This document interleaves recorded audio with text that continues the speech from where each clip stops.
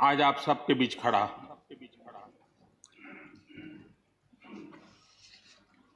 राज्यसभा में करीब 13-14 घंटे तक 50 से अधिक मान्य सदस्यों ने अपने विचार रखे, बहुमूल्य विचार रखे, अनेक पहलुओं पर विचार रखे।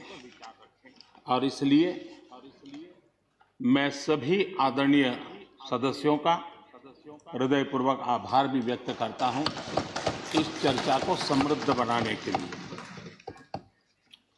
अच्छा होता कि राष्ट्रपति जी का भाषण सुनने के लिए भी सब होते तो लोकतंत्र की गरिमा और बढ़ जाती और हम सबको कभी गिला शिकवा न रहता कि हमने राष्ट्रपति जी का भाषण सुना नहीं था। लेकिन राष्ट्रपति जी के भाषण की ताकत इतनी थी कि न सुनने के बावजूद भी बहुत कुछ बोल पाए।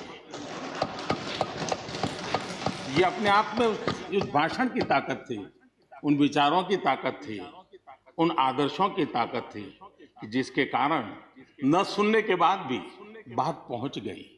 और इसलिए मैं समझता हूं इस भाषण का मूल्य अनेक गुना है। आदरणीय सभापति जी, जैसे मैंने कहा, अनेक चुनौतियों के बीच राष्ट्रपति जी का इस दशक का प्रथम भाषण हुआ। लेकिन ये भी सही है कि जरा पूरे विश्व पटल की तरफ देखते हैं, भारत के युवा मन को देखते हैं, तो ऐसा लगता है कि आज भारत सच्चे अर्थ में एक अवसरों की भूमि है। अनेक अवसर हमारा इंतजार कर रहे हैं और इसलिए जो देश युवा हो, जो देश उत्साह से भरा हुआ हो, जो देश अनेक सपनों को लेकर के संकल्प के साथ सिद्धि को प्राप्त करने के लिए प्रयासरत हो, वो देश इन अवसरों को कभी जाने नहीं दे सकता। हम सबके लिए ये भी एक अवसर है कि हम आजादी के 75 वर्ष में प्रवेश कर रहे हैं। ये अपने आप में एक प्रेरक अवसर है। हम जहां भी हो, जिस रूप में हो, मां भारती के संतान के रूप में इस आजादी के 75वें पर्व को हमने प्रेरणा का पर्व बनाना चाहिए। देश को आने वाले वर्षों के लिए तैयार करने के लिए कुछ न कुछ कर गुजरने का होना चाहिए। और 2047 में देश जब आजादी की शताब्दी मनाए, तब हम देश को कहां तक ले जाएंगे, इन सपनों को बार बार हमने लेते रहना चाहिए। आज पूरे विश्व की नजर भारत पर है, भारत से अपेक्षाएं भी हैं और लोगों में एक विश्वास भी है कि अगर भारत ये कर लेगा, दुनिया की बहुतेक समस्याओं का समाधान वहीं से हो जाएगा। ये विश्वास आज दुनिया में भारत के लिए पड़ा है। आदरणीय सभापति जी, जब मैं अवसरों की चर्चा कर रहा हूं, तब महाकवि मैथिली शरण गुप्त जी की कविता को मैं उद्घोषित करना चाहूंगा।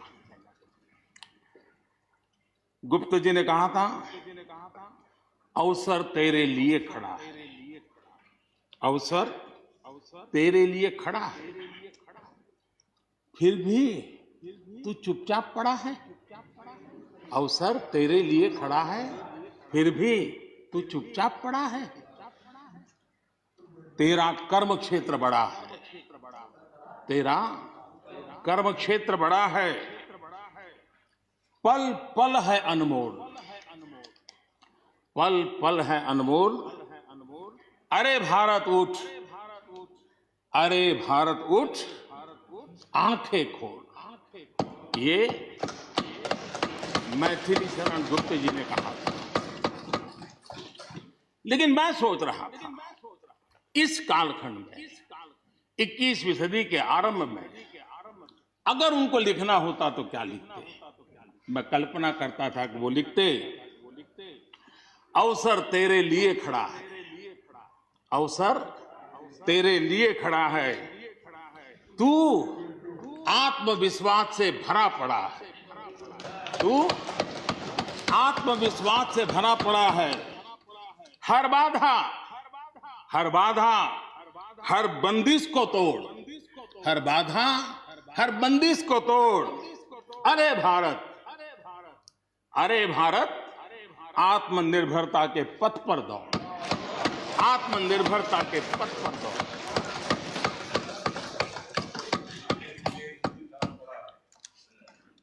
आदरणीय सभापति जी, कोरोना के दौरान किस प्रकार की वैश्विक परिस्थितियां बनी, कोई किसी की मदद कर सके ये असंभव हो गया। एक देश दूसरे देश को मदद न कर सके, एक राज्य दूसरे राज्य को मदद न कर सके, यहां तक कि परिवार का एक सदस्य दूसरे परिवार की सदस्य की मदद न कर सके, वैसा माहौल कोरोना के कारण पैदा हुआ। भारत के लिए तो दुनिया ने बहुत आशंकाएं जताई थी, विश्व बहुत चिंतित था कि अगर कोरोना की इस महामारी में अगर भारत अपने आप को संभाल नहीं पाया तो न सिर्फ भारत लेकिन पूरी मानव जात के लिए कितना बड़ा संकट आ जाएगा, ये आशंकाएं सबने जताई। करोड़ों लोग फंस जाएंगे, लाखों लोग मर जाएंगे। हमारे यहां भी डराने के लिए भरपूर बातें भी हुई। अरे ये क्यों हुआ, ये मेरा सवाल नहीं है, क्योंकि एक अननोन एनिमी क्या कर सकता है किसी को अंदाज नहीं था। हर एक ने अपने अपने तरीके से आकलन किया था, लेकिन भारत ने अपने देश के नागरिकों की रक्षा करने के लिए एक अननोन एनिमी से, और जिसकी कोई पूर्व परंपरा नहीं थी कि ऐसी चीज को ऐसे डील किया जा सकता है, इसके लिए ये प्रोटोकॉल हो सकता, कुछ पता नहीं था। एक नए तरीके से, नए सोच के साथ हर किसी को चलना था।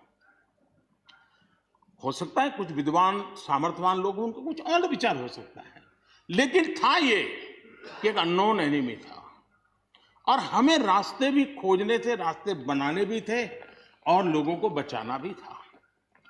उस समय जो भी ईश्वर ने बुद्धि, शक्ति, सामर्थ्य दिया, इस देश ने उसको करते हुए देश को बचाने में भरसक काम किया है।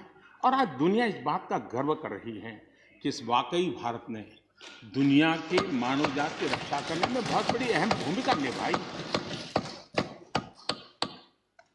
ये लड़ाई जीतने का यश किसी सरकार को नहीं जाता है, न किसी व्यक्ति को जाता है, लेकिन हिंदुस्तान को तो जाता है। गर्व करने में क्या जाता है? विश्व के सामने आत्मविश्वास के साथ बोलने में क्या जाता है? इस देश ने किया है, गरीब से गरीब व्यक्ति ने इस बात को किया है। उन समय सोशल मीडिया में देखा होगा, फुटपाथ पर एक छोटी झोपड़ी लगा करके बैठी हुई एक बूढ़ी मां, वो भी घर के बाप की झोपड़ी के बाहर दिया जला करके भारत के शुभ के लिए कामना करते। हम उसकी मजाक उड़ा रहे हैं, उस भावनाओं का मखौल उड़ा रहे हैं। समय है, जिसने कभी स्कूल का दरवाजा नहीं देखा था, उसके मन में भी देश के लिए जो भी दिया जला करके भी देश की सेवा कर सकता हूं तो करूं, इस भाव से किया था। और उसने देश में एक सामूहिक शक्ति का जागरण किया था, अपनी शक्ति का, सामर्थ्य का परिचय करवाया था। लेकिन उसकी भी मजाक उड़ाने में मजा आ रहा है। विरोध करने के लिए कितने मुद्दे हैं जी। और करना भी चाहिए, लेकिन ऐसी बातों में न उलझे जो देश के मनोबल को तोड़ते हैं, जो देश के सामर्थ्य को नीचा आंकते हैं। इससे कभी लाभ नहीं होता है। हमारे कोरोना वॉरियर्स, हमारे फ्रंटलाइन वर्कर्स, आप कल्पना कर सकते हैं जी, जब चारों तरफ भाई कहीं किसी से कोरोना आ जाएगा तो ऐसे समय ड्यूटी करना, अपनी जिम्मेवारियों को निभाना, ये छोटी चीजें नहीं है। इसका गर्व करना चाहिए, उनका आदर करना चाहिए, और इन सब के प्रयासों का परिणाम है कि देश ने आज ये करके दिखाया। हम जरा भूतकाल की तरफ देखें, ये आलोचना के लिए नहीं है, उन स्थितियों को हमने जिया है। कभी चेचक की बात होती थी, कितना भय फैल जाता था, पोलियो कितना डरावना लगता था, उसकी वैक्सीन पाने के लिए क्या क्या मेहनत करनी पड़ती थी, कितनी तकलीफें उठानी पड़ती थी, मिलेगा कब मिलेगा, कितना मिलेगा, कैसे मिलेगा, कैसे लगाएंगे, एक दिन हमने बिताए हैं। ऐसी स्थिति में उन दिनों को अगर याद करें तो पता चलेगा कि आज जिनको थर्ड वर्ल्ड कंट्रीज में गिना जाता है, वो देश मानव जात के कल्याण के लिए वैक्सीन लेकर के आ जाए। इतने कम समय में मिशन मोड में हमारे वैज्ञानिक भी जुटे रहे। ये मानव जात के इतिहास में भारत के योगदान एक गौरवपूर्ण गाथा है। इसका हम गौरव करें और उसी में से एक नए आत्मविश्वास की प्रेरणा भी जगती है। हमने उस नए आत्मविश्वास की प्रेरणा को जगाने के ऐसे प्रयासों को आज देश गर्व कर सकता है कि दुनिया का सबसे बड़ा टीकाकरण अभियान इसी मेरे देश में चल रहा है। विश्व में तेज गति से टीकाकरण आज कहीं हो रहा है तो इसी हम सब की मां भारती के गोद में हो रहा है। और भारत का ये सामर्थ्य कहां नहीं पहुंचा है। आज कोरोना ने भारत को दुनिया के साथ रिश्तों में एक नई ताकत दी है। जब शुरुआत में कौन सी दवाई काम करेगी, वैक्सीन नहीं थी, तो सारा विश्व का ध्यान भारत की दवाइयों पर गया। विश्व में फार्मेसी के हब के रूप में भारत उभर करके आया। 150 देशों में दवाई पहुंचाने का काम उस संकट काल में भी इस देश ने किया है। मानव जात की रक्षा के लिए हम पीछे नहीं। इतना ही नहीं, इन समय वैक्सीन के संबंध में भी विश्व बड़े गर्व के साथ कहता है कि हमारे पास भारत की वैक्सीन आ गई है, हमारे पास भारत की वैक्सीन आ गई है। हम सबको मालूम है कि दुनिया के बड़े बड़े अस्पताल में भी बड़े बड़े लोग भी जब ऑपरेशन कराने जाते हैं, कोई बड़े मेजर ऑपरेशन के लिए, और ऑपरेशन थिएटर में जाने के बाद प्रक्रिया शुरू होने के पहले उसकी आंखें ढूंढती हैं कि कोई हिंदुस्तानी डॉक्टर है कि नहीं है। और जैसे ही एकाध टीम के अंदर एकाध भी हिंदुस्तानी डॉक्टर दिखता है ना, उसका विश्वास हो जाता है अब ऑपरेशन। ये देश ने कमाया है, इसका हमें गर्व होना चाहिए। और इसलिए इसी गर्व को लेकर के हम आगे बढ़ रहे हैं। इस कोरोना में जैसे वैश्विक संबंधों में भारत ने अपनी एक विशिष्ट पहचान बनाई है, अपना स्थान बनाया है, वैसे ही भारत ने हमारे फेडरल स्ट्रक्चर को इस कोरोना के कालखंड में हमारी अंतर्भूत ताकत क्या है, संकट के समय हम कैसे मिलकर के काम कर सकते हैं, एक ही दिशा में सब शक्तियां लगा करके हम कैसे प्रयास कर सकते हैं, ये केंद्र और राज्य ने मिलकर के करके दिखाया है। मैं राज्यों को भी, क्योंकि इस सदन में राज्यों की अपनी फ्लेवर होती है, और इसलिए इस सदन में तो मैं विशेष रूप से राज्यों का भी अभिनंदन करता हूं और कोऑपरेटिव फेडरलिज्म को ताकत देने का काम, इस कोरोना के संकट को अवसर में पलटने का काम हमारे सभी ने किया है। इसलिए सब कोई अभिनंदन के अधिकारी हैं। यहां पर लोकतंत्र को लेकर के काफी उपदेश दिए गए, बहुत कुछ कहा गया और लेकिन मैं नहीं मानता हूं कि जो बातें बताई गई हैं देश का कोई भी नागरिक इस पर भरोसा करेगा। भारत का लोकतंत्र ऐसा नहीं है कि जिसकी खाल हम इस प्रकार से उधेड़ सकते हैं। ऐसी गलती हम न करें। और मैं श्रीमान डेरेक जी की बात सुन रहा था, बढ़िया बढ़िया शब्दों का प्रयोग हो रहा था, फ्रीडम ऑफ स्पीच,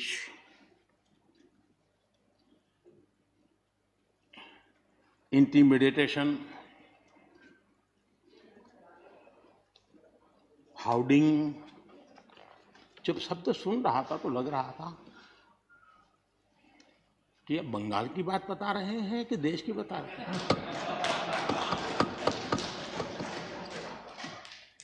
स्वाभाविक है, 24 घंटे वही देखते हैं, वही सुनते हैं, तो वही बात शायद गलती से यहां बता दी होगी।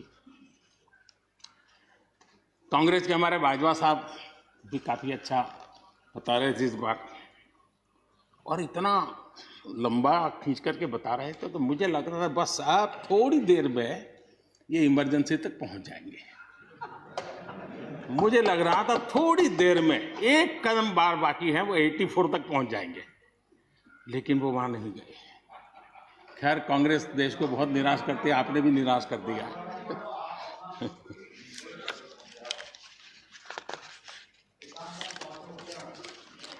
माननीय सभापति जी, मैं एक कोट इस सदन के सामने रखना चाहता हूं, और खास करके लोकतंत्र पर जो लोग शक उठाते हैं, भारत की मूलभूत शक्ति पर जो शक उठाते हैं, उनको तो मैं विशेष आग्रह से कहूंगा कि इसको समझने का प्रयास करें। हमारा लोकतंत्र किसी भी मायने में वेस्टर्न इंस्टीट्यूशन नहीं है, ये एक ह्यूमन इंस्टीट्यूशन है।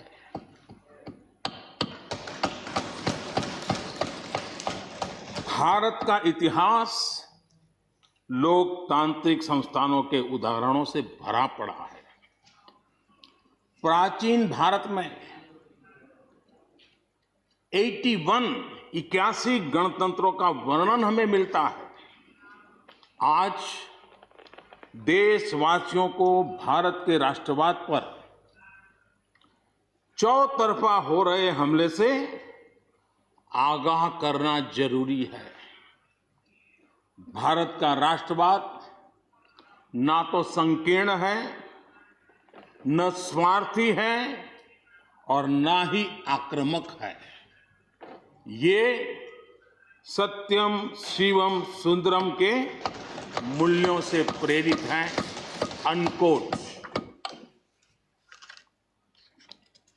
आदरणीय सभापति जी, ये कोटेशन आजाद हिंद फौज की प्रथम सरकार के प्रथम प्रधानमंत्री नेताजी सुभाष चंद्र बोस।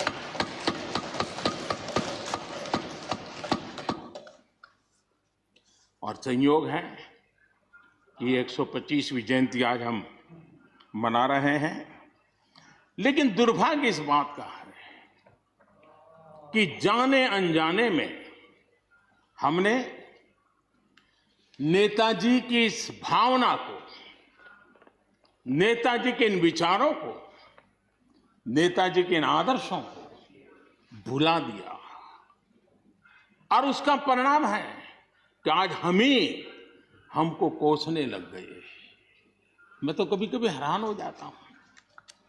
दुनिया जो हमें कोई शब्द पकड़ा देती है, हम भी उसको पकड़ करके चल पड़ते हैं। दुनिया की सबसे बड़ी डेमोक्रेसी, दुनिया की सबसे बड़ी डेमोक्रेसी, दुनिया की सबसे बड़ी डेमोक्रेसी सुनते हैं हमको भी अच्छा लगता है। हाँ यार, भारत विश्व की सबसे बड़ा लोकतंत्र। लेकिन हमने अपने युवा पीढ़ी को ये सिखाया नहीं कि भारत ये मदर ऑफ डेमोक्रेसी है, ये लोकतंत्र की जननी है। हम सिर्फ बड़ा लोकतंत्र है ऐसा नहीं है, यह देश लोकतंत्र की जननी है। ये बात हमें हमारी आने वाली पीढ़ियों को सिखानी होगी और हमें गर्व से इस बात को बोलना होगा, क्योंकि हमारे पूर्वजों ने विरासत हमें दी है। भारत की शासन व्यवस्था डेमोक्रेटिक है। सिर्फ इसी वजह से हम लोकतांत्रिक देश नहीं है। भारत की संस्कृति, भारत के संस्कार, भारत की परंपरा, भारत का मन लोकतांत्रिक है और इसलिए हमारी व्यवस्था लोकतांत्रिक है। ये है इसलिए ये है ऐसा नहीं है, मूलतः हम लोकतांत्रिक हैं इसलिए ये है। और ये कसौटी भी हो चुकी है देश की। आपातकाल के उन दिनों को याद कीजिए, न्यायपालिका का हाल क्या था, मीडिया का क्या हाल था, शासन का क्या हाल था। सब कुछ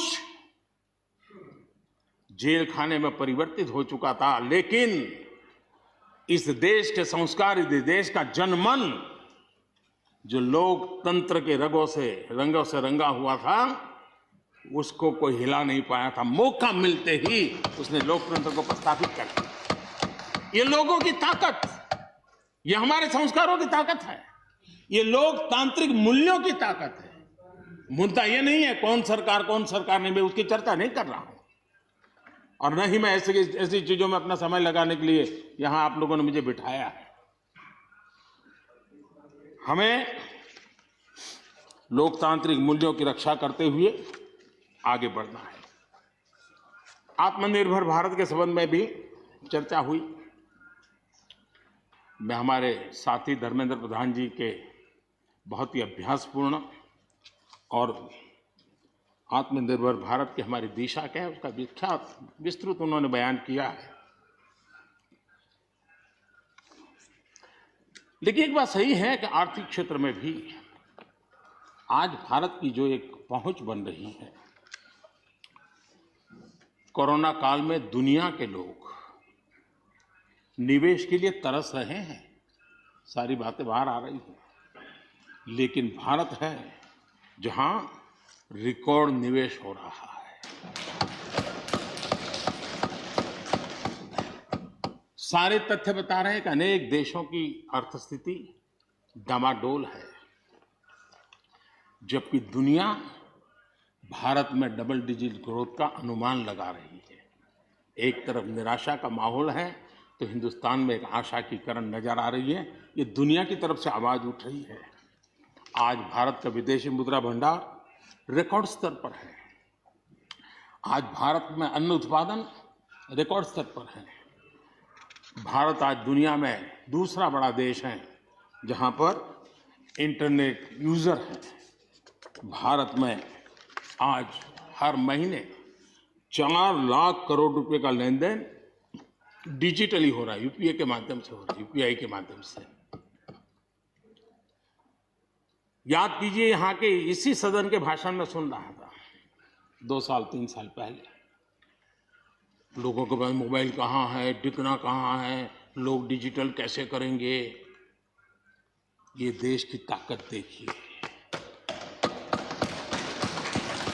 हर महीने 4 लाख करोड़ रुपए भारत मोबाइल फोन के निर्माता के रूप में दुनिया का दूसरा सबसे बड़ा देश बना है। भारत में रिकॉर्ड संख्या में स्टार्टअप्स, यूनिकॉर्न्स और जिसका विश्व में जय जयकार होने लगा है, इसी धरती पर हमारी युवा पीढ़ी कर रही है। रिन्यूएबल एनर्जी के क्षेत्र में विश्व के पहले 5 देशों में हमने अपनी जगह बना ली है और आने वाले दिनों में हम ऊपर ही चढ़ते जाने वाले हैं। जल हो, थल हो, नभ हो, अंतरिक्ष हो, भारत हर क्षेत्र में अपनी रक्षा के लिए अपने सामर्थ्य के साथ खड़ा है। सर्जिकल स्ट्राइक हो या एयर स्ट्राइक, भारत की कैपेबिलिटी को दुनिया ने देखा है। आदरणीय सभापति जी, 2014 में जब पहली बार मैं इस सदन में आया था, इस परिसर में आया था,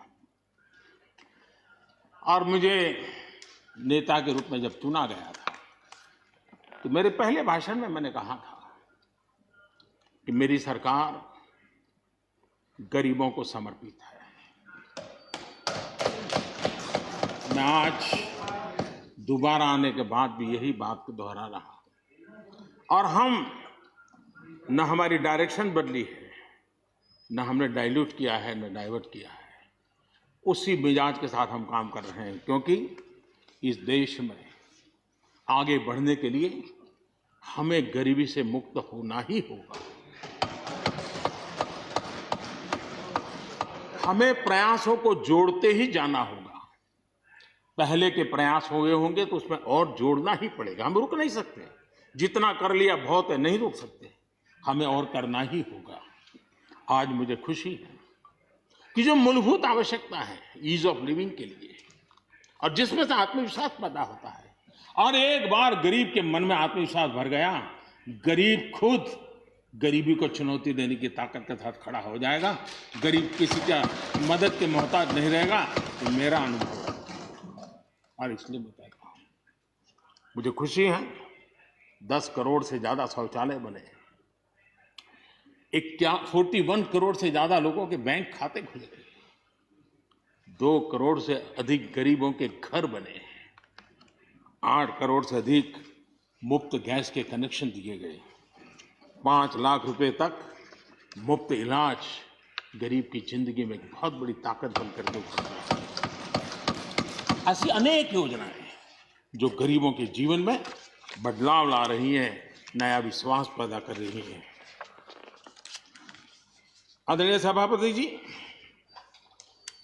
चुनौतियां हैं। अगर चुनौतियां न होती, ऐसा कहीं कुछ नजर नहीं आएगा। दुनिया का समृद्ध में समृद्ध देश, उसको भी चुनौतियां होती हैं। उसकी चुनौती अलग प्रकार की होगी, हमारी चुनौती अलग प्रकार की है। लेकिन तय हमें यह करना है कि हम समस्या का हिस्सा बनना चाहते हैं कि हम समाधान का हिस्सा बनना चाहते हैं। बस ये पतली सी रेखा है। अगर हम समस्या का हिस्सा बने तो राजनीति तो चल जाएगी, लेकिन अगर हम समाधान का माध्यम बनते हैं तो राष्ट्रनीति को 4 चांद लग जाते हैं। और इसलिए हमारा दायित्व है, हमें वर्तमान पीढ़ी के लिए भी सोचना है, हमें भावी पीढ़ी के लिए भी सोचना है। समस्या है, लेकिन मुझे विश्वास है हम साथ मिलकर काम करेंगे, आत्मविश्वास से काम करेंगे तो हम स्थितियों को भी बदलेंगे और हम इच्छित परिणाम भी प्राप्त कर सकेंगे। ये मेरा पक्का विश्वास है। आदरणीय सभापति जी, सदन में किसान आंदोलन की भरपूर चर्चा हुई है। ज्यादा से ज्यादा समय जो बातें बताई गई वो आंदोलन के संबंध में बताई गई। किस बात को लेकर के आंदोलन है उस पर सब मौन रहे। आंदोलन कैसा है, आंदोलन के साथ क्या हो रहा है, ये सारी बातें बहुत बताई गई, उसका भी महत्व है। लेकिन जो मूलभूत बात है, अच्छा होता कि उसकी विस्तार से चर्चा होती। वैसे हमारे माननीय कृषि मंत्री जी ने बहुत ही अच्छे ढंग से कुछ सवाल भी पूछे हैं। उन सवालों के जवाब तो नहीं मिलेंगे, मुझे खातरी है, लेकिन उन्होंने बहुत ही अच्छे ढंग से इस विषय की इस सदन में चर्चा की है। मैं आदरणीय देवेगौड़ा जी का बहुत आभारी हूं कि उन्होंने इस पूरी चर्चा को एक गांभीर्य दिया और उन्होंने सरकार के जो अच्छे प्रयास है उसकी सराहना भी की क्योंकि वो किसानों के लिए समर्पित रहे हैं जीवन भर, और उन्होंने इस सरकार के प्रयासों की सराहना भी की और उन्होंने अच्छे सुझाव भी दिए। मैं आदरणीय देवगौड़ा जी का हृदय से आभार व्यक्त करता हूं। आदरणीय सभापति जी, खेती की मूलभूत समस्या क्या है, उसकी जड़ें कहां है, मैं आज पूर्व प्रधानमंत्री चौधरी चरण सिंह जी ने जो विस्तार से वो बताया था, उसी का जिक्र करना चाहता हूं। बहुत लोग हैं जो चौधरी साहब की विरासत संभालने का गर्व करते हैं, वो जरूर इस बात को समझने का शायद प्रयास करेंगे। वो अक्सर 1970-71 जो एग्रीकल्चर सेंसस हुआ था, उसका जिक्र उनकी भाषण में हमेशा आता था और उल्लेख करते थे। चौधरी चरण सिंह जी ने क्या कहा था, उनका कोट है, किसानों का सेंसस लिया गया तो 33% किसान ऐसे हैं जिनके पास जमीन 2 बीघे से कम है, 2 बीघे नहीं है, 2 बीघे तक है, 2 बीघे से कम। 18% जो किसान कहलाते हैं उनके पास 2 बीघे से 4 बीघे जमीन है, यानी आधा हेक्टर से 1 हेक्टर, ये 51% किसान है। ये चाहे कितनी मेहनत करे, अपनी छोटी सी जमीन पर इनकी गुजर ईमानदारी से उसमें हो नहीं सकती। ये चौधरी चरण सिंह जी का कोट है। छोटे किसानों की दयनीय स्थिति चौधरी चरण सिंह जी के लिए बहुत ही हमेशा पीड़ा देती थी और हमेशा उसकी चिंता करते थे। अब हम आगे देखें, ऐसे किसान जिनके पास 1 हेक्टर से भी कम जमीन होती है, 1971 में वे 51% थे, आज 68% हो चुके हैं। यानी देश में ऐसे किसानों की संख्या बढ़ रही है जिनके पास बहुत थोड़ी सी जमीन है।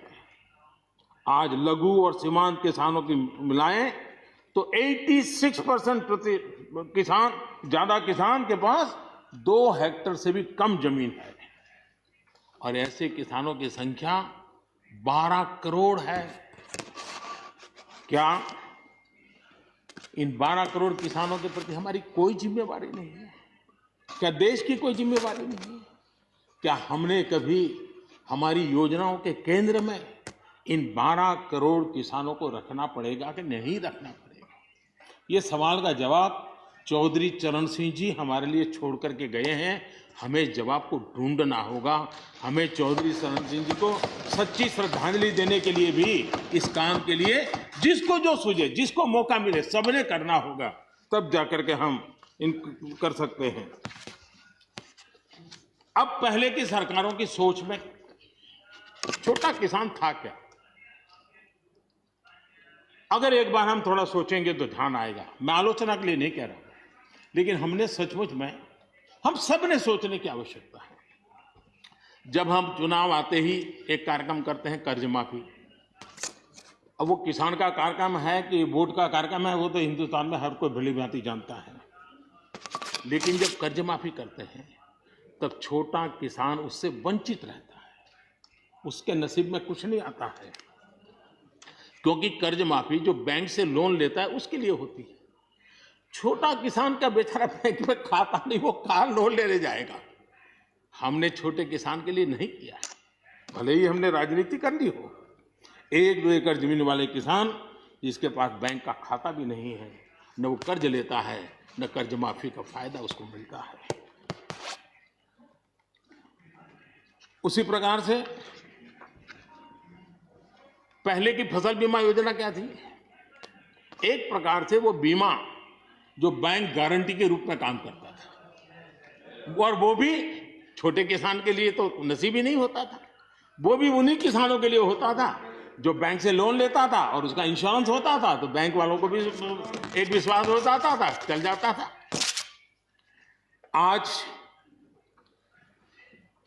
2 हेक्टेयर से कम कितने किसान हो गए जो बैंक से लोन? सिंचाई की सुविधा, सिंचाई की सुविधा भी छोटे किसान के नसीब नहीं हुई।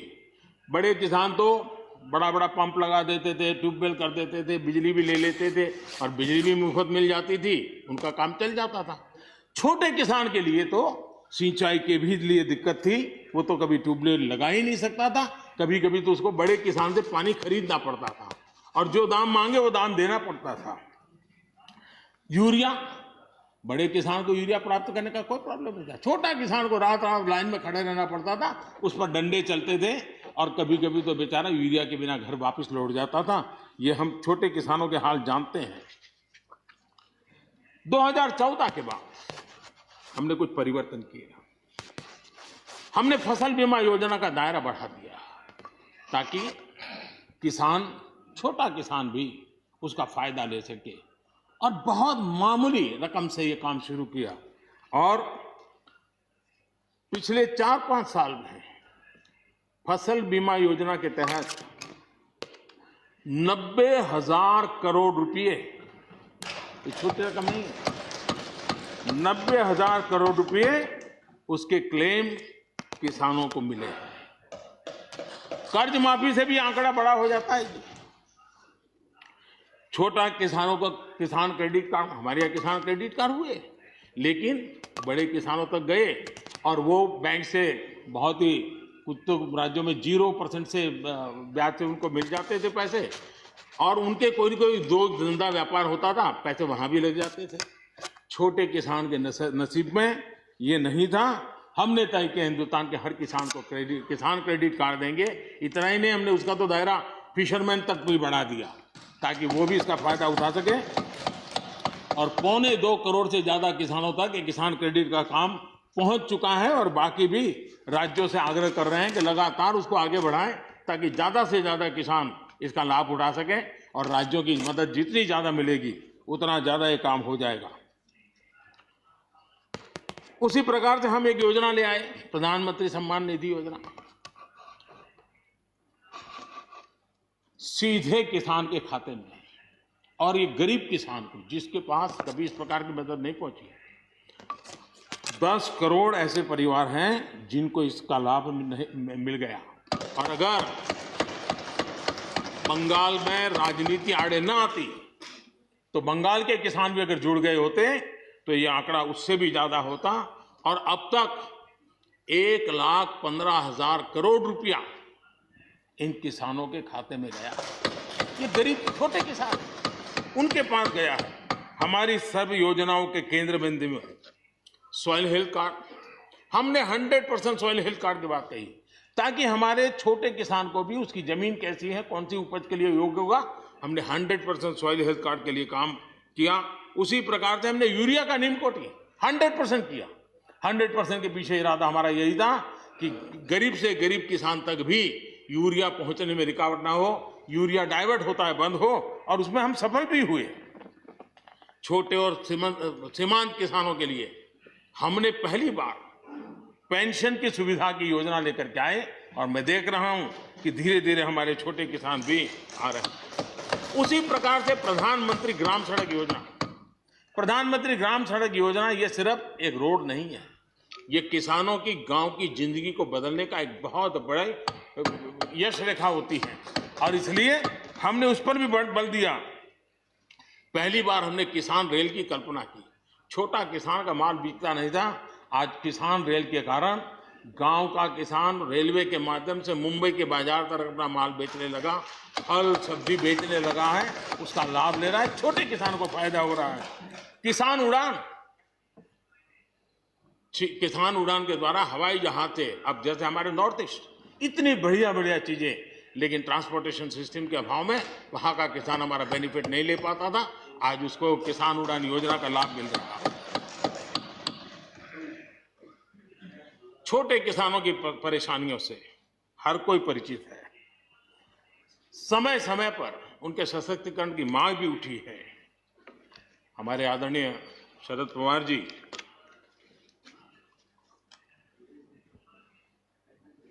और कांग्रेस के भी हर किसी ने, हर सरकार ने कृषि सुधारों की वकालत की है,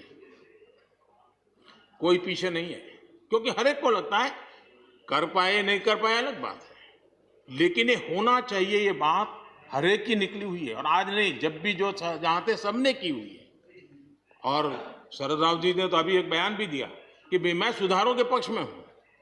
ठीक है, पद्धति के संबंध में उनके मन में सवाल है, लेकिन सुधारों का विरोध नहीं किया है। और इसलिए मैं समझता हूं कि हमें इस विषय में हमारे साथी श्रीमान सिंधिया जी ने बहुत ही अच्छे ढंग से कई पहलुओं पर इस कानून को लेकर के यहाँ पर ये सारी बातें पिछले 2 दशक से लगातार चल रही है, हर फोरम में चली है। ऐसा नहीं है कि कोई हमारे आने के बाद हर ने कहा और हर एक को लगा कि अब समय आ गया, हो जाए, अब समय आ गया। ये ठीक है, फुट स्टॉप कॉमा कोई इधर उधर हो सकता है, कोई ये दावा नहीं कर सकता है कि भाई हमारे समय की सोच बहुत ही बढ़िया थी। मैं भी दावा नहीं कर सकता हूं कि हमारे समय की सोच बढ़िया है, 10 साल के बाद कोई नई सोच आ ही नहीं सकती। ऐसा नहीं होता है जी। ये समाज जीवन परिवर्तनशील होता है। आज के समय हमें जो ठीक लगा चलो चले, आगे सुधार करेंगे, नई चीजों को जोड़ेंगे। यही तो प्रगति का रास्ता होता है जी। रुकावटें डालने से प्रगति कहां होती है जी। और इसलिए, लेकिन मैं हैरान हूं, अचानक यू टर्न ले लिया भाई, ऐसा क्यों किया? ठीक है, आप आंदोलन के मुद्दों को लेकर के इस सरकार को घेर लेते हैं, लेकिन साथ साथ किसानों को भी कहते हैं कि भाई बदलाव बहुत जरूरी है, बहुत साल हो गए, अब नई चीजों को लेना पड़ेगा, तो देश आगे बढ़ता है। लेकिन अब मुझे लगता है कि राजनीति इतनी हावी हो जाती है कि अपने ही विचार छूट जाते हैं। लेकिन जो ये सब कर रहे हैं अच्छा है। आदरणीय डॉक्टर मनमोहन सिंह जी यहाँ मौजूद है, मैं उन्हीं का एक कोट आज पढ़ना चाहता हूँ। हो सकता है जो यू टर्न कर रहे हैं वो मेरी बात माने या न माने, मनमोहन सिंह जी की तो बात जरूर मानेंगे। There are other rigidities because of the whole marketing regime set up in the 1930s, which prevent our farmers from selling their produce where they get the highest rate of return. It is our intention to remove all those handicaps which come in the way of India realizing its vast potential as one large common market. ये आदरणीय मनमोहन सिंह जी का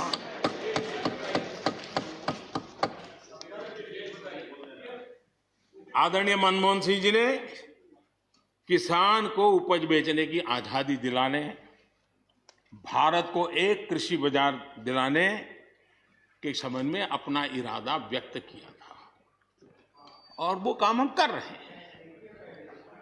और मुझे आप लोगों को गर्व होना चाहिए कि देखिए मनमोहन सिंह जी ने कहा था वो मोदी को करना पड़ रहा है, गर्व कीजिए।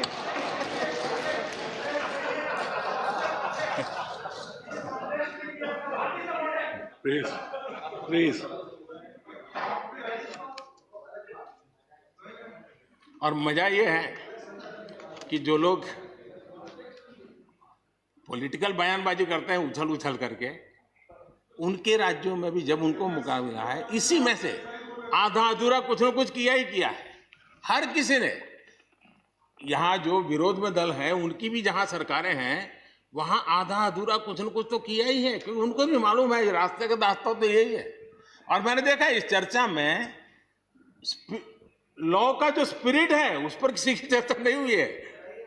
शिकायत दिया गया तरीका ठीक नहीं था, जल्दी कर दिया, इसको नहीं पूछा, ये रहता है। वो तो परिवार में शादी होती तो भी फूफी नाराज होकर के कह दिए मुझे कहां बुलाया, वो तो रहता है। इतना बड़ा बड़ा परिवार है तो रहता ही है।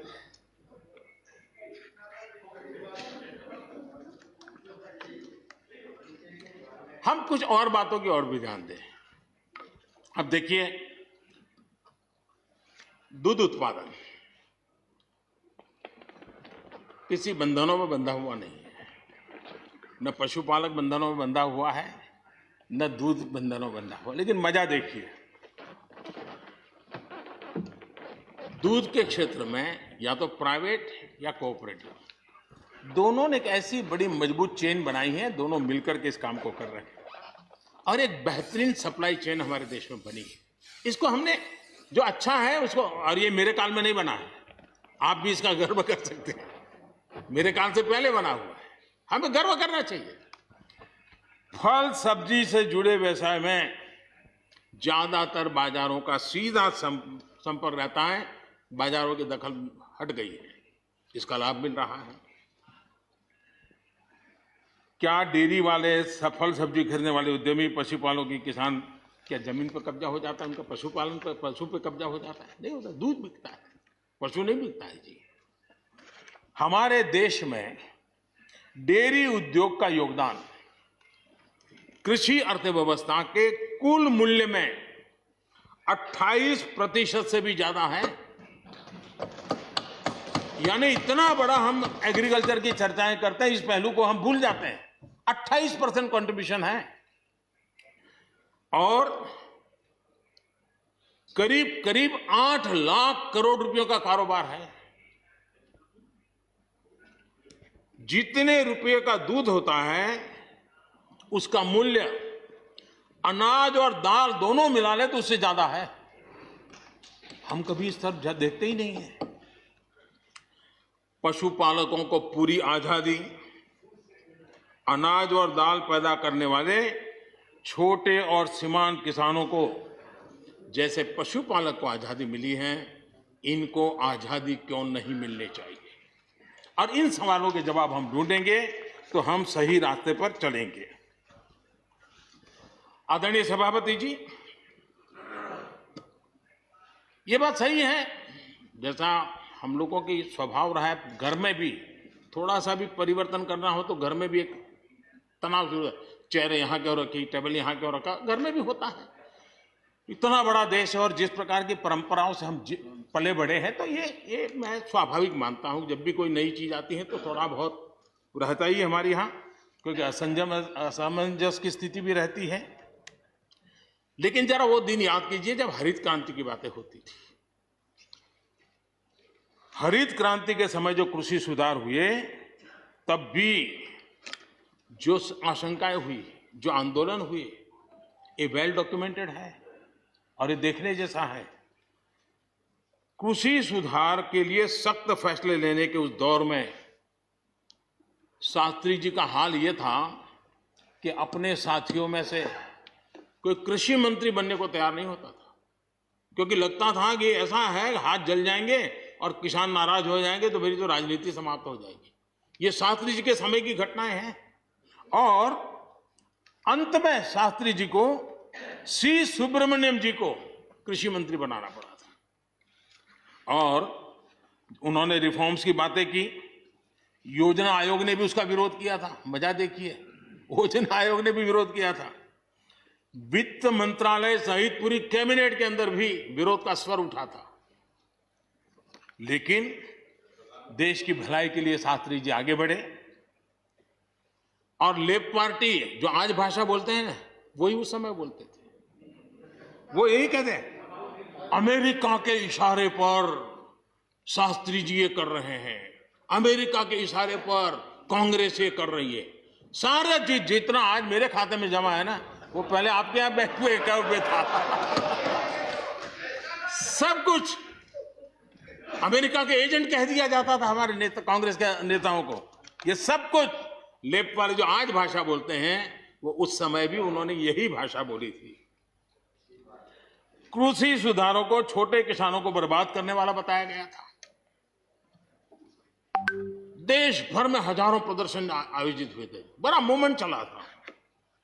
इसी माहौल में भी लाल बहादुर शास्त्री जी और उसके बाद की सरकार जो करती रही, उसी का परिणाम है कि जो हम कभी PL 480 मंगवा करके खाते थे, आज देश अपने किसान ने अपनी मिट्टी से पैदा की चीजों को खाता है।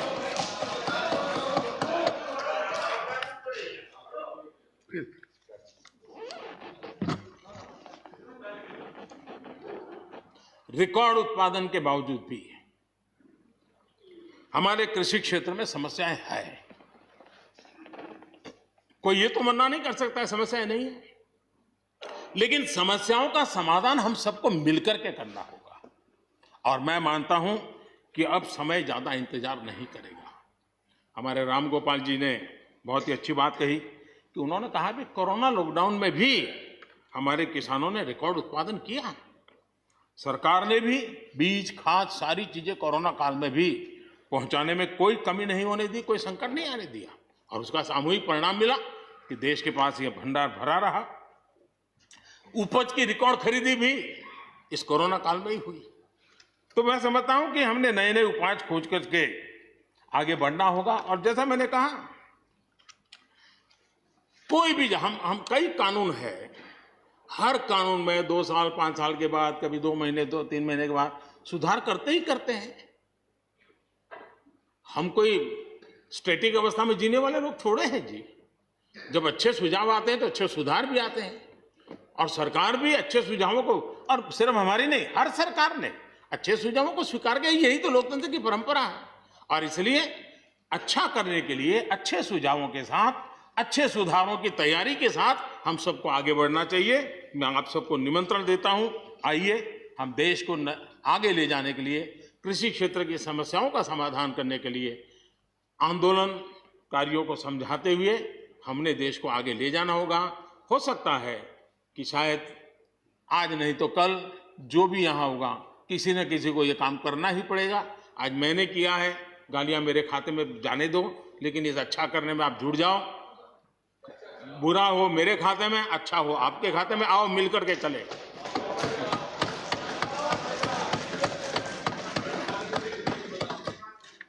और मैं लगातार, हमारे कृषि मंत्री जी लगातार किसानों से बातचीत कर रहे हैं, लगातार मीटिंगें हो रही हैं, और अभी तक कोई तनाव पैदा नहीं हुआ है। एक दूसरे की बात को समझने का, समझाने का प्रयास चल रहा है। और हम लगातार आंदोलन से जुड़े लोगों से प्रार्थना करते हैं कि आप आंदोलन करना आपका हक है, लेकिन इस प्रकार से बुजुर्ग लोग वहाँ बैठे, ये ठीक नहीं है। आप उनको सबको ले जाइए, आप आंदोलन को खत्म कीजिए। आगे बढ़ने के लिए मिल बैठ करके चर्चा करेंगे, रास्ता खुले है। ये सब हमने कहा है। मैं आज भी इस सदन से माध्यम से भी निमंत्रण देता हूं। आदरणीय सभापति जी, ये बात निश्चित है, हमारी खेती को खुशहाल बनाने के लिए फैसले लेने का ये समय है। इस समय को हमने गंवा नहीं देना चाहिए। हमें आगे बढ़ना चाहिए, देश को पीछे नहीं ले जाना चाहिए। पक्ष हो, विपक्ष हो, आंदोलनरत साथी हो, इन सुधारों को हमने मौका देना चाहिए, और एक बार देखना चाहिए कि इस परिवर्तन से हमें लाभ होता है कि नहीं होता है। कोई कमी हो तो उसको ठीक करेंगे, और कहीं ढिलाई है तो उसको कसेंगे। ऐसा तो है नहीं कि सब दरवाजे बंद कर दिए बस। और इसलिए मैं कहता हूं, मैं विश्वास दिलाता हूं कि मंडियां अधिक आधुनिक बने, अधिक प्रतिस्पर्धी होगी। इस बार बजट में भी उसके लिए हमने प्रावधान किया है। इतना ही नहीं, एमएसपी है, एमएसपी था, एमएसपी रहेगा। इस सदन की पवित्रता समझे हम। जिन 80 करोड़ से अधिक लोगों को सस्ते में राशन दिया जाता है, वो भी कंटिन्यू रहेगा। इसलिए मेहरबानी करके भ्रम फैलाने के काम में हम न जुड़े, क्योंकि हमको देश ने एक विशिष्ट जिम्मेवारी दी है। किसानों की आय बढ़ाने के जो दूसरे उपाय हैं, उन पर भी हमें बल देने की जरूरत है। आबादी बढ़ रही है, परिवार के अंदर सदस्यों की संख्या बढ़ रही है, जमीन के टुकड़े छोटे होते जा रहे हैं। ऐसी स्थिति में हमें कुछ न कुछ ऐसा करना ही होगा ताकि किसानी पर बोझ कम हो, और हमारे किसान के परिवार के लोग भी रोजी रोटी कमाने के लिए, उनके लिए हम और अवसर उपलब्ध करा सकें। इनकी तकलीफों को दूर करने के लिए हमने काम करना होगा। और मैं मानता हूं कि हम अगर देर कर देंगे, हम अगर अपने ही राजनीतिक समीकरणों में फंसे रहेंगे, तो हम किसानों को अंधकार की तरफ धकेल देंगे। कृपा करके हमें उज्जवल किसानों के उज्जवल भविष्य के लिए इससे बचना चाहिए। मैं आपसे सबसे प्रार्थना करता हूं, हमें इस बात की चिंता करनी होगी।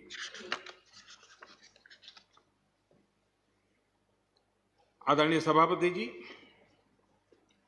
डेयरी और पशुपालन हमारे कृषि क्षेत्र के साथ बढ़ावा देने की जरूरत है ताकि हमारा किसान पगभर हो।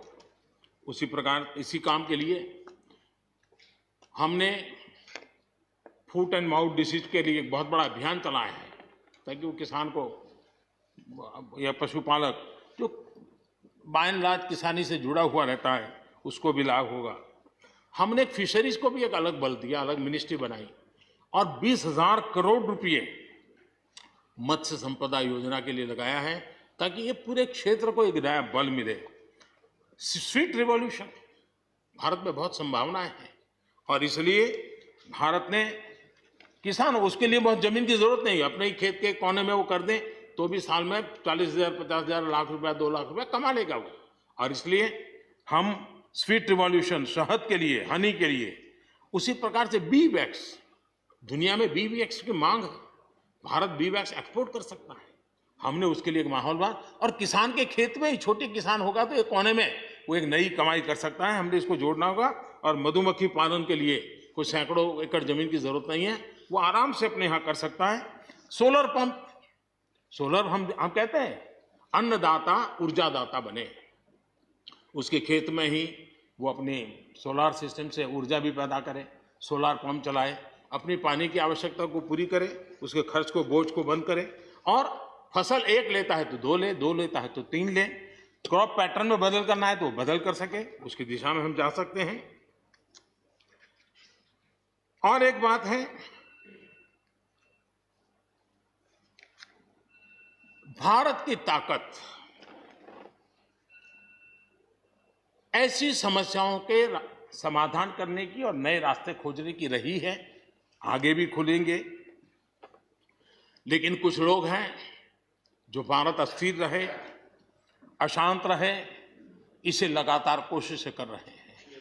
हमें इन लोगों को जानना होगा। हम ये न भूलें कि पंजाब के साथ क्या हुआ। जब बंटवारा हुआ सबसे ज्यादा भुगतना पड़ा पंजाब को। जब 84 के दंगे हुए सबसे ज्यादा आंसू बहे पंजाब के, सबसे ज्यादा दर्दनाक घटनाओं का शिकार होना पड़ा पंजाब को। जो जम्मू कश्मीर में हुआ, निर्दोषों को मौत के घाट उतार दिया गया। जो नॉर्थ ईस्ट में होता रहा, आए दिन बम, बंदूक और गोलियों का कारोबार चलता रहा। ये सारी चीजों ने देश को किसी न किसी रूप में बहुत नुकसान किया है। इसके पीछे कौन ताकतें हैं, हर समय हर सरकारों ने इसको देखा है, जाना है, परखा है। और इसलिए हमें उस जज्बे से इन सारी समस्याओं के समाधान के लिए हम तेजी से आगे बढ़े। और हम ये न भूलें कि कुछ लोग हमारे, खास करके पंजाब के, खास करके सिख भाइयों के दिमाग में गलत चीजें भरने में लगे हैं। ये देश हर सिख के लिए गर्व करता है। देश के लिए क्या कुछ नहीं किया इन्होंने, उनका जितना हम आदर करें उतना कम है। गुरुओं की महान परंपरा को, और मेरा भाग्य रहा है मुझे पंजाब की रोटी खाने का अवसर मिला है। मैं जिंदगी में बहुत महत्वपूर्ण वर्ष पंजाब में बिताए हैं, इसलिए मुझे मालूम है। और इसलिए जो भाषा उनके लिए कुछ लोग बोलते हैं, उनको गुमराह करने के जो लोग प्रयास करते हैं, इससे कभी देश का भला नहीं होगा। और इसलिए हमें इन दिशा में चिंता करने की आवश्यकता है। आदरणीय सभापति महोदय, हम लोग कुछ शब्दों से बड़े परिचित हैं। श्रमजीवी, बुद्धिजीवी, ये सारे शब्दों से परिचित हैं। लेकिन मैं देख रहा हूं कि पिछले कुछ समय से इस देश में एक नई जमात पैदा हुई है, एक नई बिरादरी सामने आई है, और वो है आंदोलन जीवी। ये जमात आप देखोगे, वकीलों का आंदोलन है वो न वहां नजर आएंगे, स्टूडेंट का आंदोलन है वो वहां नजर आएंगे, मजदूर का आंदोलन है वो वहां नजर आएंगे, कभी पर्दे के पीछे कभी पर्दे के आगे। एक पूरी टोली है जी जो आंदोलन जीवी है। वो आंदोलन के बिना जी नहीं सकते हैं और आंदोलन से जीने के लिए रास्ते खोजते रहते हैं। हमें ऐसे लोगों को पहचानना होगा कि वो जो सब जगह पे पहुंच करके और बड़ा आइडियोलॉजिकल स्टैंड दे देते हैं, गुमराह कर देते हैं, नए नए तरीके बता देते हैं। देश आंदोलन जीवी लोगों से बचे, इसके लिए हम सबको, और ये उनकी ताकत है। उनका क्या है, खुद खड़ा नहीं कर सकते चीजें, किसी की चल रही तो जाके बैठ जाते हैं, वो अपना जो जितने दिन चले चल जाता है उनका। ऐसे लोगों को पहचानने की बहुत आवश्यकता है। ये सारे आंदोलन जीवी परजीवी होते हैं।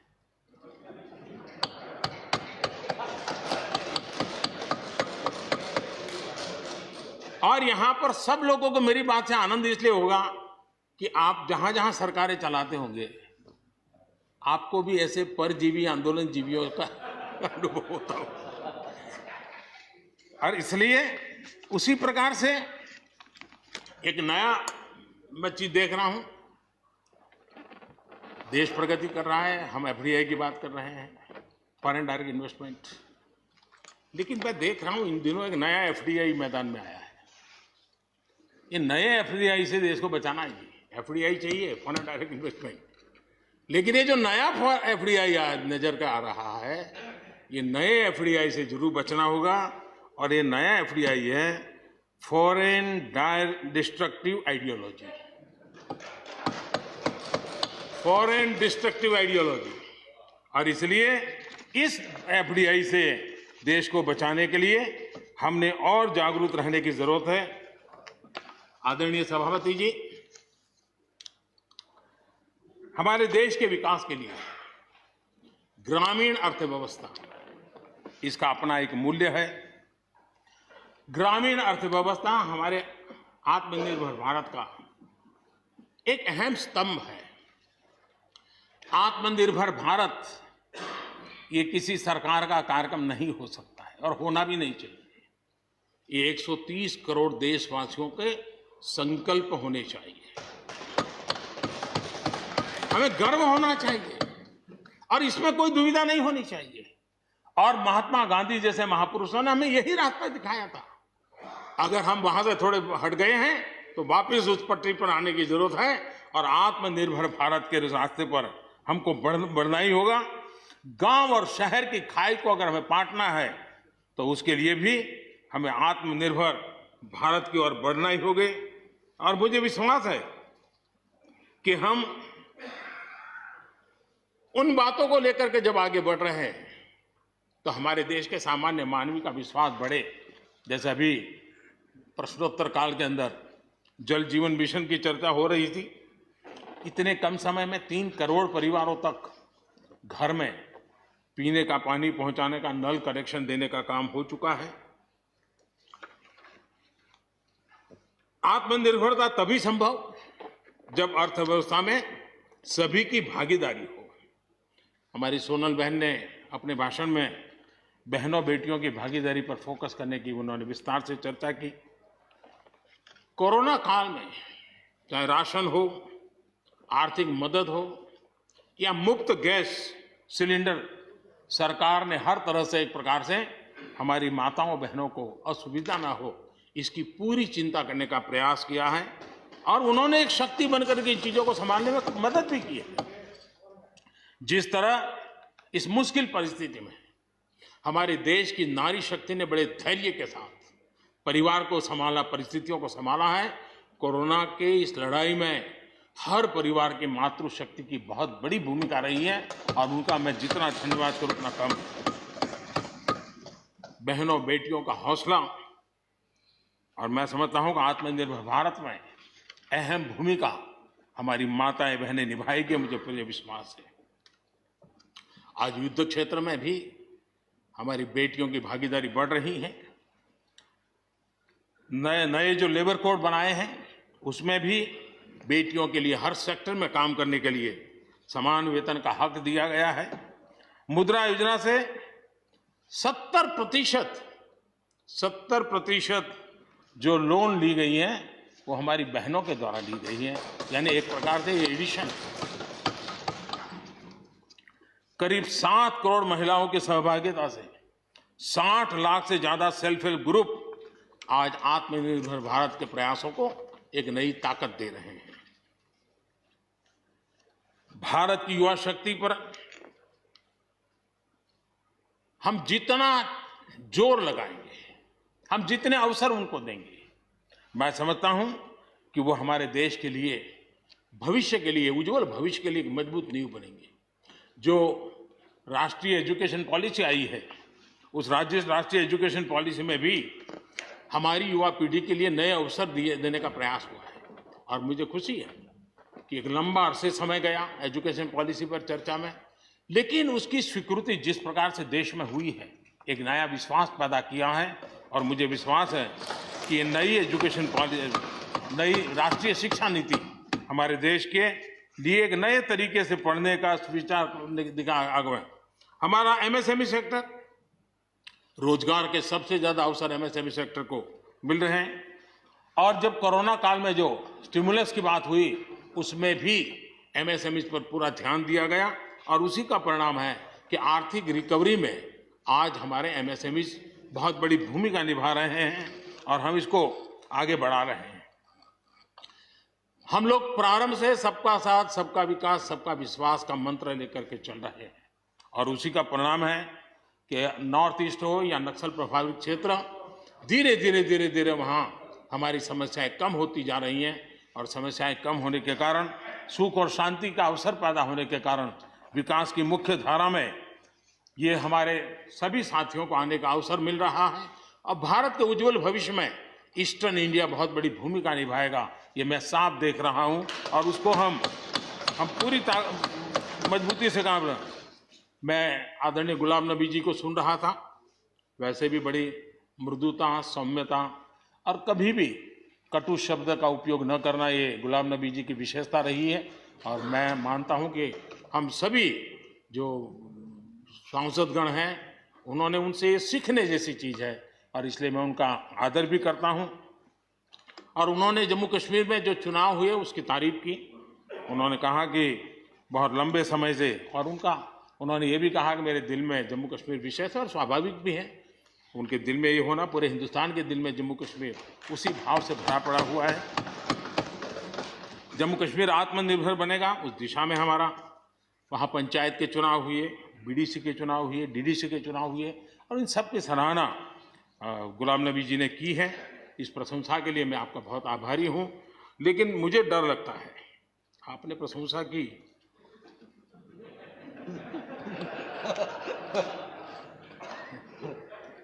मुझे विश्वास है कि आपकी पार्टी वाले इसको उचित स्पिरिट में लेंगे। गलती से G23 की राय मान करके कुछ उल्टा न कर दे।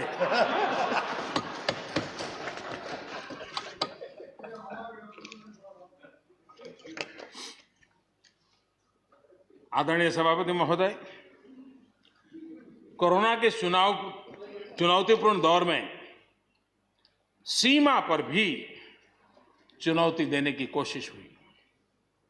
हमारे वीर जवानों के हौसले और कुशलता ने सटीक जवाब दिया है और हर हिंदुस्तानी के इस बात का गर्व होना चाहिए। मुश्किल परिस्थितियों में भी हमारे जवान डट करके खड़े रहे हैं। तमाम साथियों ने भी हमारे जवानों के शौर्य की सराहना की है, मैं उनका आभारी हूं। LAC पर जो स्थिति बनी है उस पर भारत का रुख बहुत स्पष्ट है और देश उसको भली भांति देख भी रहा है और गर्व भी कर रहा है। बॉर्डर इंफ्रास्ट्रक्चर और बॉर्डर सिक्योरिटी को लेकर हमारी प्रतिबद्धता में किसी प्रकार की ढील आने का सवाल ही नहीं होता है, गुंजाइश ही नहीं है। और जो लोग हमारा लालन पालन और हमारे विचारों का हमारा उछेर देखते हैं, वो कभी इस विषय में हमें सवाल ही नहीं करेंगे। उनको मालूम है हम इसके लिए डटे हुए रहने वाले लोग हैं, और इसलिए हम इन विषयों में कहीं पर भी पीछे नहीं हैं। आदरणीय सभापति जी, इस सदन की उत्तम चर्चा के लिए मैं सबका धन्यवाद करते हुए आखिर में एक मंत्र का उल्लेख करते हुए अपनी वाणी को मैं विराम दूंगा। हमारे यहाँ वेदों में एक महान विचार प्राप्त होता है, और हम सब के लिए 130 करोड़ देशवासियों के लिए ये मंत्र अपने आप में बहुत बड़ी प्रेरणा है। वेदों का ये मंत्र कहता है, अयुतो अहम, अयुतो में आत्मा, अयुतो अहम, अयुतो में आत्मा, अयुतम में चक्षुः, अयुतम श्रोत्रम, अयुतो अहम, अयुतो में आत्मा, अयुतम में चक्षुः, अयुतम श्रोत्रम। यानी मैं एक नहीं हूं, मैं अकेला नहीं हूं, मैं अपने साथ करोड़ों मानवों को देखता हूं, अनुभव करता हूं। इसलिए मेरी आत्मिक शक्ति करोड़ों की है, मेरे साथ करोड़ों की दृष्टि है, मेरे साथ करोड़ों की श्रवण शक्ति, कर्म शक्ति भी है। आदरणीय सभापति जी, वेदों की इसी भावना से, इसी चेतना से 130 करोड़ से अधिक देशवासियों वाला भारत सबको साथ लेकर के आगे बढ़ रहा है। आज 130 करोड़ देशवासियों के सपने आज हिंदुस्तान के सपने हैं। आज 130 करोड़ देशवासियों की आकांक्षाएं इस देश की आकांक्षाएं हैं। आज 130 करोड़ देशवासियों का भविष्य भारत के उज्जवल भविष्य की गारंटी है। और इसलिए आज जब देश नीतियां बना रहा है, प्रयास कर रहा है, तो वो केवल तत्कालीन हानि लाभ के लिए नहीं, लेकिन एक लंबे दूरगामी और 2047 में देश जब आजादी का शतक मनाएगा, तब देश को नई ऊंचाइयों पर ले जाने के सपनों को लेकर के नींव रखी जा रही है। और मुझे विश्वास है कि इस काम को हम पूरा करने में अवश्य सफल होंगे। मैं फिर एक बार आदरणीय राष्ट्रपति जी के उद्बोधन के लिए मैं उनका आदरपूर्वक धन्यवाद करते हुए, उनका अभिनंदन करते हुए, सदन में भी जिस तरह चर्चा हुई, और मैं सच बताता हूं, चर्चा का स्तर भी अच्छा था, वातावरण भी अच्छा था। ये ठीक है कि इससे कितने लाभ होते हैं, मुझ पर भी कितना हमला हुआ, हर प्रकार से जो भी कहा जा सकता है कहा, लेकिन मुझे बहुत आनंद हुआ कि मैं कम से कम आपके काम तो आया। देखिए, आपके मन में एक तो कोरोना के कारण ज्यादा जाना आना होता नहीं होगा, फंसे रहते होंगे, और घर में भी खिचखिच चलती होगी। अब इतना गुस्सा यहां निकाल दिया तो आपका मन कितना हल्का हो गया, आप घर के अंदर कितनी खुशी चैन से समय बिताते होंगे। तो ये आनंद जो आपको मिला है, इसके लिए मैं काम आया, ये भी मैं अपना सौभाग्य मानता हूं। और मैं चाहूंगा ये आनंद लगातार लेते रहिए, चर्चा करते रहिए, लगातार चर्चा करते रहिए, सदन को जीवंत बनाते रखिए। मोदी है, मौका लीजिए। बहुत बहुत धन्यवाद। धन्यवाद प्रधानमंत्री जी। I shall now put the amendments which have been moved to vote. Amendment number 11 to 18 by Tiruchi Siva. Amendment number 11 to 18 by Tiruchi Siva. Are you withdrawing the amendments or? Sir, to have concern on his citizens. Should I put them to vote? No speech. No speech is allowed now. You know that. Are you withdrawing the amendments or should I put them to vote? Should I treat it that you have got every right? So